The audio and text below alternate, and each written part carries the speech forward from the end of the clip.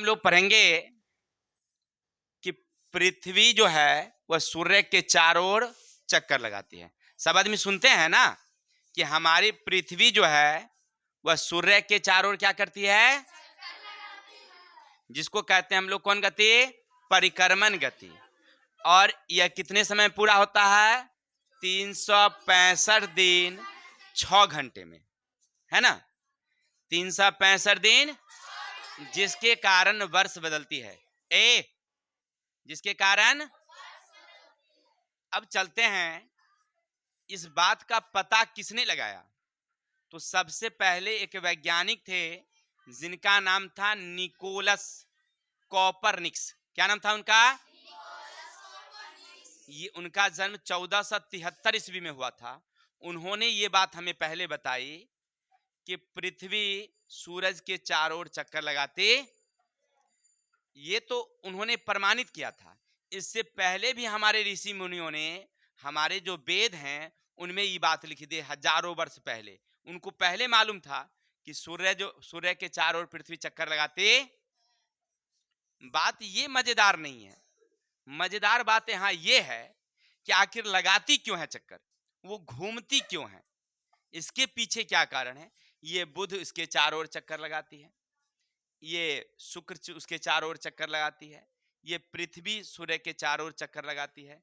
फिर ये जो देख रहे हैं चांद है, चांद पृथ्वी के चारों ओर चक्कर लगाती है। आखिर इस चक्कर लगाने के पीछे का क्या वजह हो सकता है, क्यों घूमती है वो, ठीक है। तो इस बात का पता लगाने के लिए हम लोग देखिए, जितने भी वस्तुएं हैं ब्रह्मांड में, जितनी भी वस्तुएं हैं उन सब में एक गुरुत्वाकर्षण शक्ति होती है। क्या होती है? जो जितना भारी है उसमें गुरुत्वाकर्षण उतना ही ज्यादा है ना। अब समझिए, सूर्य जितना बड़ा है उसमें उतना ही गुरुत्वाकर्षण है, पृथ्वी जितनी बड़ी है उसमें उतना ही गुरुत्वाकर्षण है, और चांद जितना बड़ा है उतनी ही गुरुत्वाकर्षण है। अब सूर्य आपको क्या लग रहा है, बहुत बड़ा लग रहा है ना, तो इसके पास बहुत ज्यादा गुरुत्वाकर्षण है। पृथ्वी छोटी है तो इसका गुरुत्वाकर्षण उससे, सूर्य से कम है। और चांद उससे छोटी है तो गुरुत्वाकर्षण उसका उससे कम है ना। और गुरुत्वाकर्षण बल के कारण ही वो नाचती है। अगर उसका ग्रेविटी खत्म हो जाए, उसका गुरुत्वाकर्षण खत्म हो जाए, तो वह घूमना क्या हो जाएगी, बंद हो जाएगी। यानी जितनी भी तारे हैं या जो भी उपग्रह हैं, जो भी चीज हैं, सब में अपनी अपनी गुरुत्वाकर्षण है ना। और गुरुत्वाकर्षण कारण ही यह क्या होती है, घूमती है। जिस दिन इसकी गुरुत्वाकर्षण शक्ति क्या हो जाएगी, खत्म हो जाएगी, तो उस दिन इसकी क्या हो जाएगी, घूमने की क्षमता कम हो जाएगी, खत्म हो जाएगी, ठीक है ना। तो अगर कोई पूछे आपसे कि बताइए पृथ्वी क्यों घूमती है सूर्य के चारों ओर, तो क्या बताएंगे आप लोग, गुरुत्वाकर्षण बल के कारण। किसके कारण, कोई दिक्कत?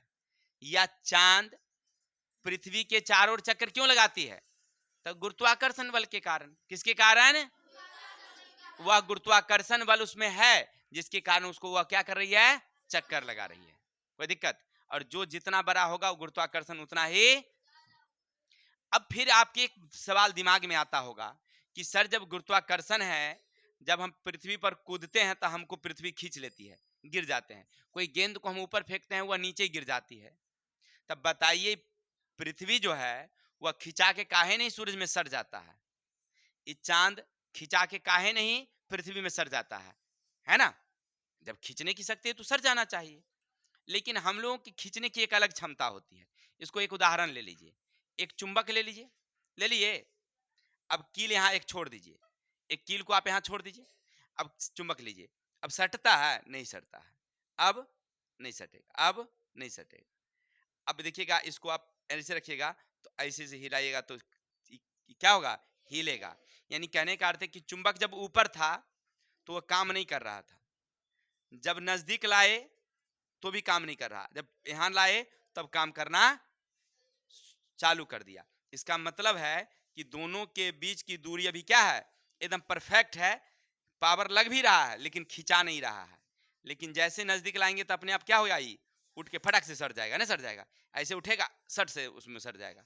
यानी नजदीक जाने के बाद सटेगा, और जब परफेक्ट दूरी पर रहेगा तो नहीं सटेगा। वही दोनों की दूरी क्या है, परफेक्ट है, यानी बराबर समझिए एक तरह से खिंचाव शक्ति और दूरी की शक्ति क्या है, बराबर है। सूर्य के पास इतनी ताकत नहीं है कि पृथ्वी को अपनी ओर खींच ले। अगर यही पृथ्वी घुस के यहाँ पर चलावेगा ना, कि सूरज को क्या कर लेगा, अपनी तरफ खींच लेगा। यही अगर ये शुक्र है, ये शुक्र अगर घूम के यहाँ चलावे तो इसको क्या करेगा, वो खींच लेगा। यानी वह नहीं खींच पाता इसलिए कि वहां की सूरज की दूरी शक्ति आते आते क्या हो जाता है, दूरी यहाँ से जितना दूरी है ये दूरी तक आते आते सूरज की शक्ति क्या हो जाती है, कम हो जाती है, इसलिए उसको नहीं खींच पाता है। कोई दिक्कत?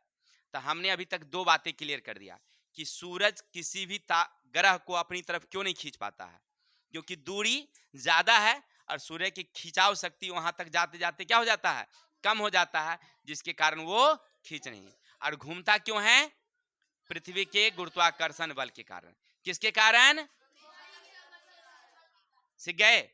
चलिए तो आज के लिए इतनी ही, कल मिलते हैं नेक्स्ट वीडियो के साथ, तब तक के लिए जय हिंद।